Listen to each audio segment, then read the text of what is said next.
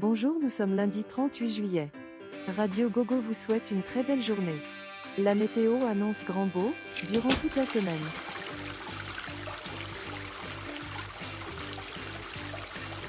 Embouteillage, trafic retardé de 40 minutes. Au moins.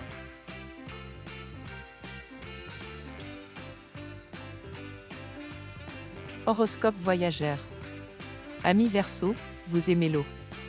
Parfait. Cette journée vous comblera, vous nagerez dans le bonheur.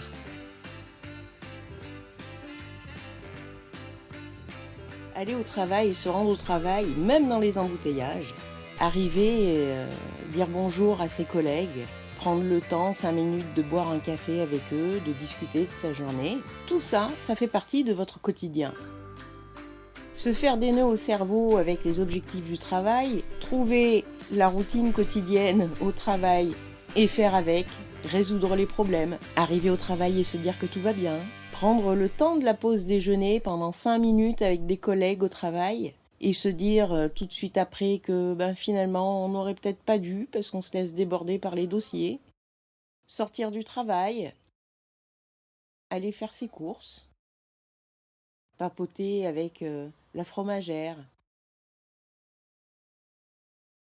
et puis passer à la caisse, et de suite après se demander si les billets de banque ne se réincarnent pas, une fois volatilisés de son portefeuille, rentrer chez soi, le soir, trouver un dégât des eaux, se dire qu'on a oublié de fermer le robinet, qu'on n'aurait peut-être pas dû. Bien, nous y voilà, nous y sommes dans cette zone de confort. La zone de confort, c'est exactement ça, c'est tout ce que vous connaissez, tout ce que vous pensez maîtriser, tout ce sur quoi vous pensez avoir un contrôle. Tout ça, ça fait partie de votre zone de confort. Tout ça, ça fait partie de votre train-train quotidien, de votre routine. Vous le connaissez et surtout, vous pensez le maîtriser. Après la zone de confort vient la zone d'apprentissage. La zone d'apprentissage est aussi appelée la zone de confort potentiel, dans laquelle vous vous trouvez quand vous allez faire de nouveaux apprentissages, quand vous allez apprendre, par exemple, à jardiner, quand vous allez apprendre une nouvelle langue, quand vous allez partir en voyage, que vous allez apprendre de nouvelles choses, que vous allez rencontrer de nouvelles personnes. Et vient ensuite la zone de panique, où il va vous falloir affronter vos peurs, parce qu'alors là, c'est l'inconnu, c'est la jungle. Et qu'est-ce qui se passe dans cette zone de panique ? Eh bien, vous avez peur. Vous avez peur de ne pas être à la hauteur, vous avez peur d'être jugé, vous avez peur du qu'en dira-t-on, vous avez peur de rater la cible. Et c'est bien dommage, parce qu'après cette zone de panique, vient la zone magique.